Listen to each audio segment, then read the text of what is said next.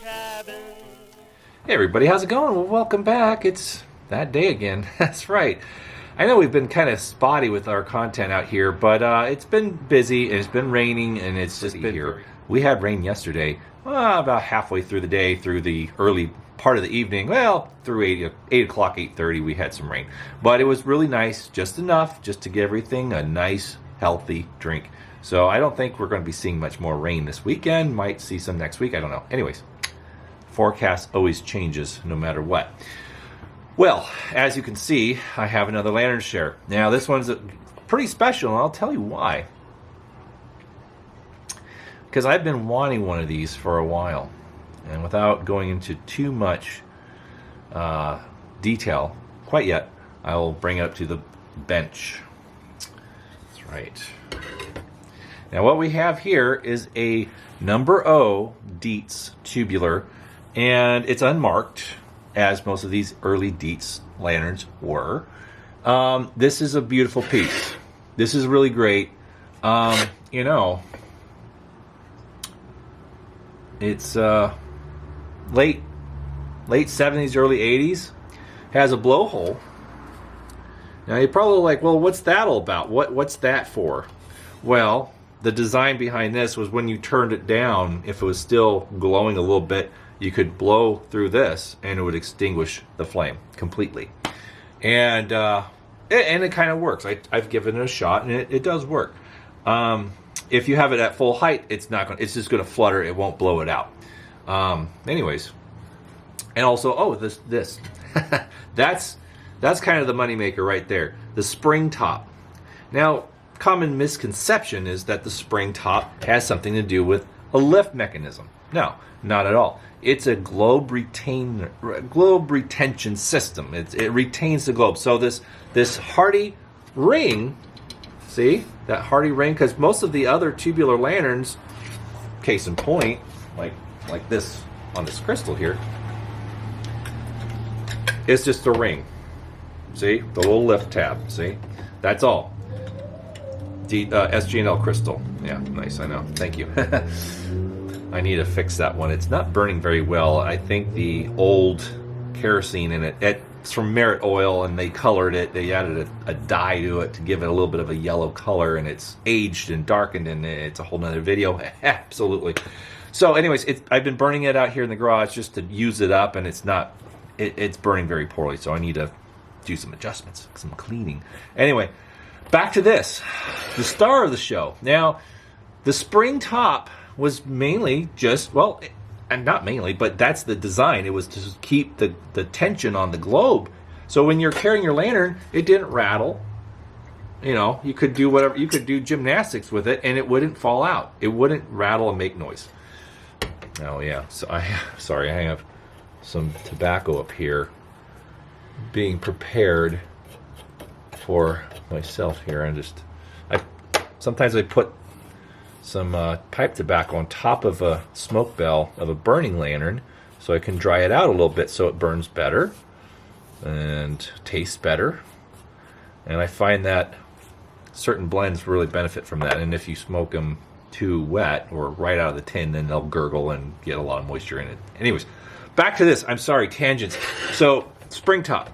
You want to know what this is all about. So if you just do this, it lifts it up, you remove the globe, and it goes back down again. That's all it is.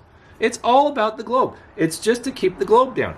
And it's really cool because other lanterns about the same period have a regular normal ring, a little loop with the little tab. You know, that came out fairly early. I had a blowhole tubular very similar to this without the spring. Okay, you probably remember it. Now, sadly, that was part of the deal.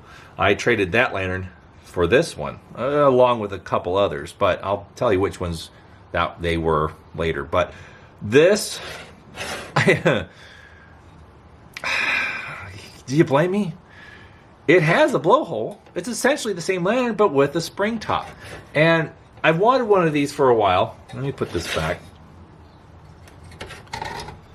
I've wanted one of these for some time because, well, they look cool. And they're just, Well, they look cool, and they have such an early look about them. Spring tops are just, a whole different game. They really are. They really kind of are. Anyone that gets a spring top, they're automatically in the. Oh, I don't want to sound elitist. No, not at all. I don't want to sound that way. But it's kind of a thing where a spring top lantern, they're not cheap.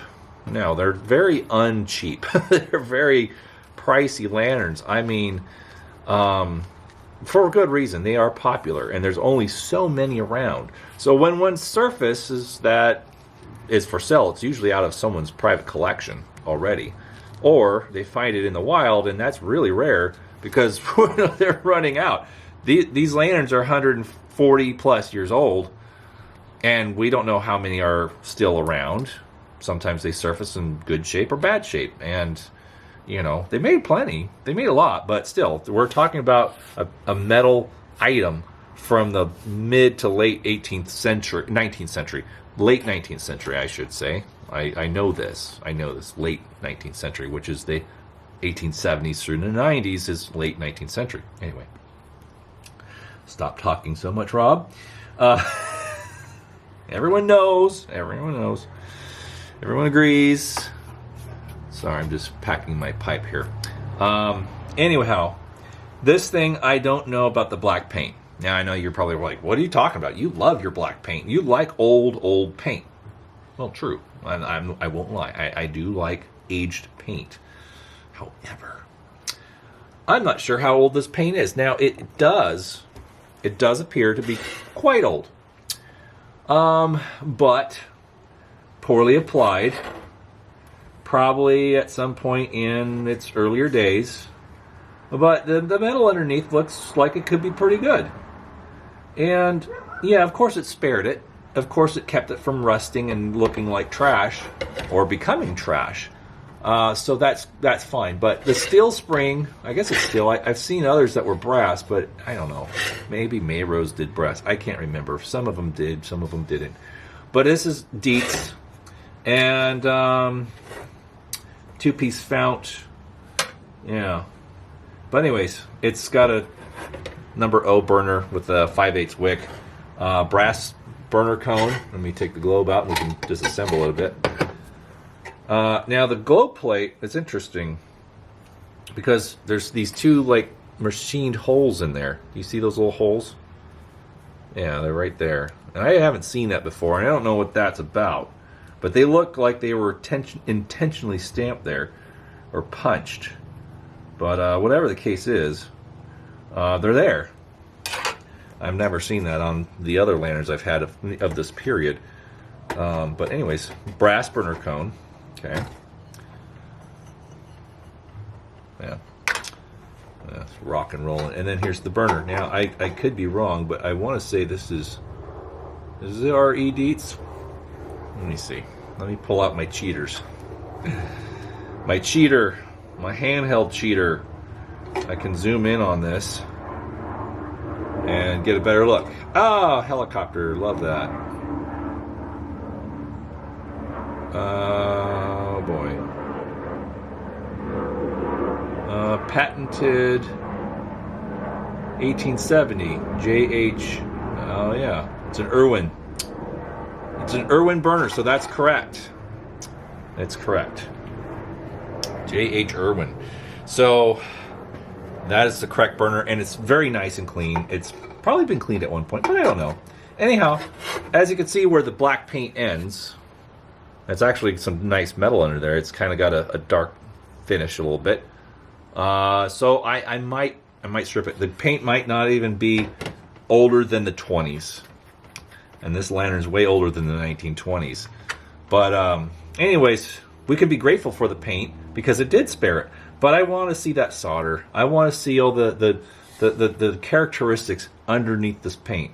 And the blowhole that I had before is about the same era. I had a fuel cap. It wasn't terribly too early. But it was painted black, and it had remnants of black paint or black Japanning. This is not Japan. This is definitely paint. So I believe I will be removing it. I know some of you might say, oh, but it looks so cool that way. Well, I understand, and I agree. It does look cool, but you know what? All the details, they're hidden by this black paint. You know, it is what it is. It is what it is. But, and I do have a marked globe. This is the one that came with it. It's not marked. It's beautiful. It's a period globe. It is. It's great. But I do have a marked globe for it, so I will put one in it soon enough. But shall we light it? Do we light this guy? Do we light Grandpa here? Do we do that? Let's see here. Wick's not wanting to advance now. This thing was working perfectly last night. Now it's kind of snug here. There it is. That's a little stiff. Let's see here. Let me bend that a little bit. There, that's better. I think that's better. Yeah, that burner cone had a little bit of a dent, and it was making the flame go up one side. Yeah, I did light it last night. I couldn't help it. It's, yeah. But anyway, value, well, these do kind of go for money, and I will get into that after we light it so we can all appreciate it. Okay? Actually, I'll use some of these. Pardon me.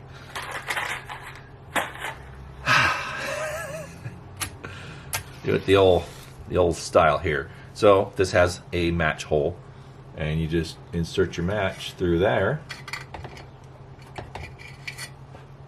and there you go. There we go. Okay, let that warm up, and that's it. See how it's burning a little? It favors one side a little bit more. Yeah, I'm gonna have to fix that. But I mean, all fairness, it's a pretty old lantern, and it does burn fairly well considering. But once it warms up, it evens out a little bit, but it's still kind of a lumpy looking flame. All my tubulars, my early tubulars, do burn like this for whatever reason. I don't know, but they burn very well, very still, very still. When I was burning this last night, that flame hardly moved. It was very still. So you got a pretty good air circulation with these larger round tubes. Now they're not stamped. I mean, they're not crimped, I should say, like a later Dietz. So what they would do is take sheet metal, roll it, and then solder it.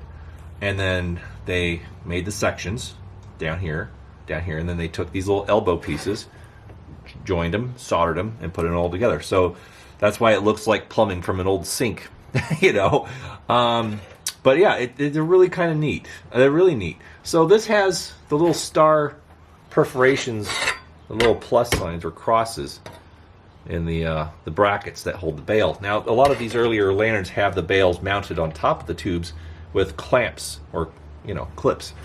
And that's actually a really cool idea. That's actually a really neat design. I really do like that. That's better than having them mounted in the side of the air tubes, which was the design that post-dated these, that replaced this style. Now, some lanterns retain that, which would be the Dietz Fire King. They kept that style of bail, more or less, into the 1920s and whatever. But spring top, Dietz spring top. It's a really cool piece.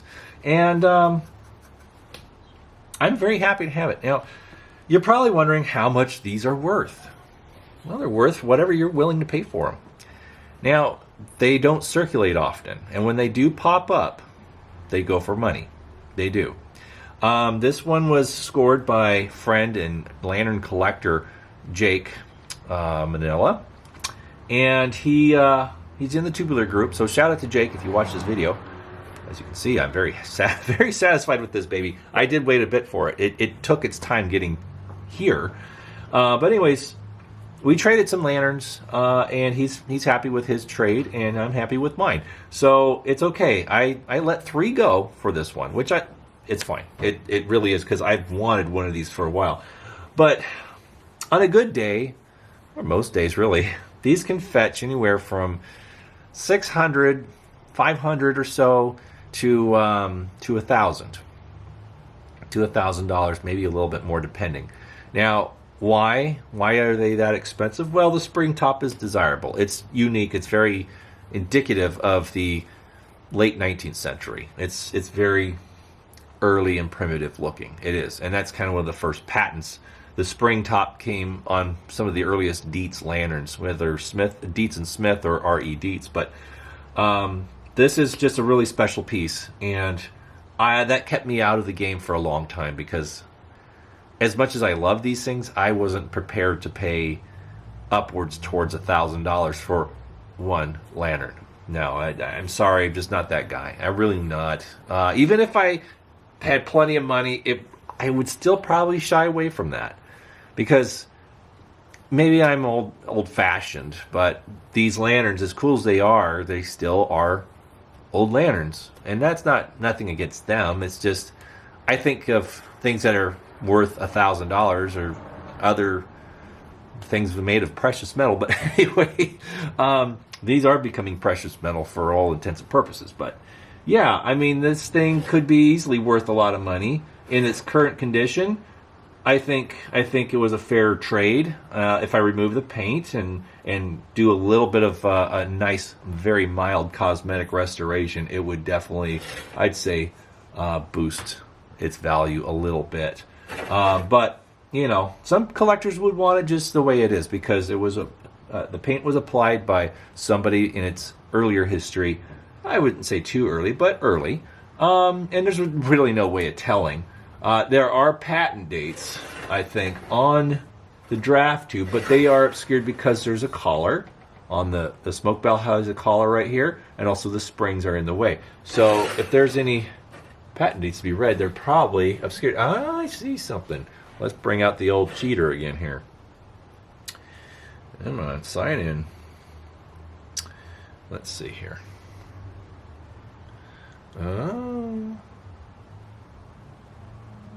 85, 87, no, that's 69. 68, 69, 77. Wow, okay. Oh, stay in focus. Okay, so there's a few more I'm not seeing because the spring's in the way, but anyways, if I do get the paint off, I will definitely see more, I'm sure, because the paint is obscuring some of it. But, you know, what it is. It's a cool piece. And the funny thing is, it's like, well, how do you know it's Dietz? How do you know it's Dietz? Because there's no markings. The fount has no markings. No markings at all. It's completely blank. There's no markings anywhere on this. Well, the construction tells you who made it. The clips tell you who made it.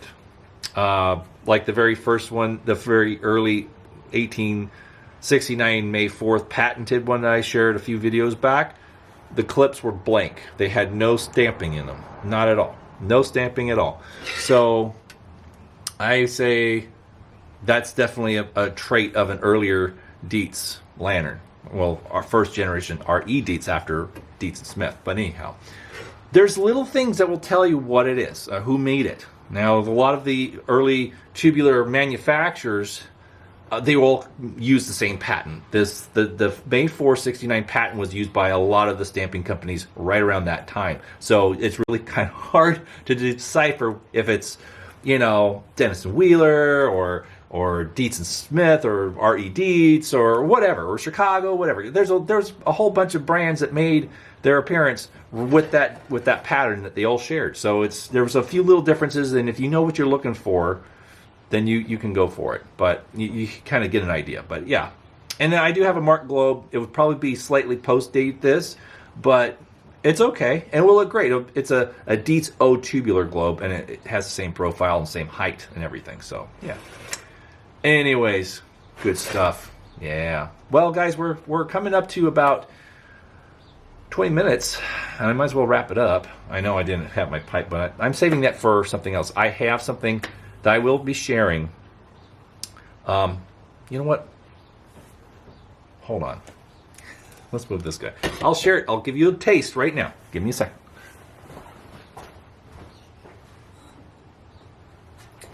Now, I just got this.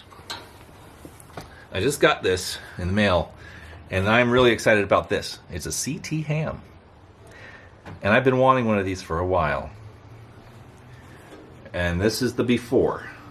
Yeah, buddy. Look at that. It's a number 20 Searchlight CT ham. Yes, and that is, you guessed it, blue Japanning on this thing. So this is the next project. You get a sneak peek of this guy before I touch it. last looks, because she's going to get cleaned up today. And that's all tin, friends. That's all tin.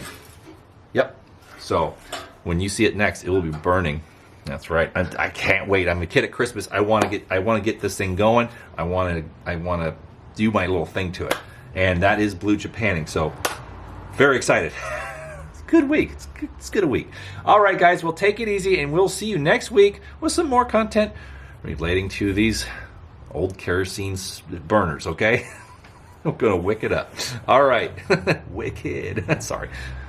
All right. Enough from me. We'll see you next week, and have a great weekend, guys. Goodbye.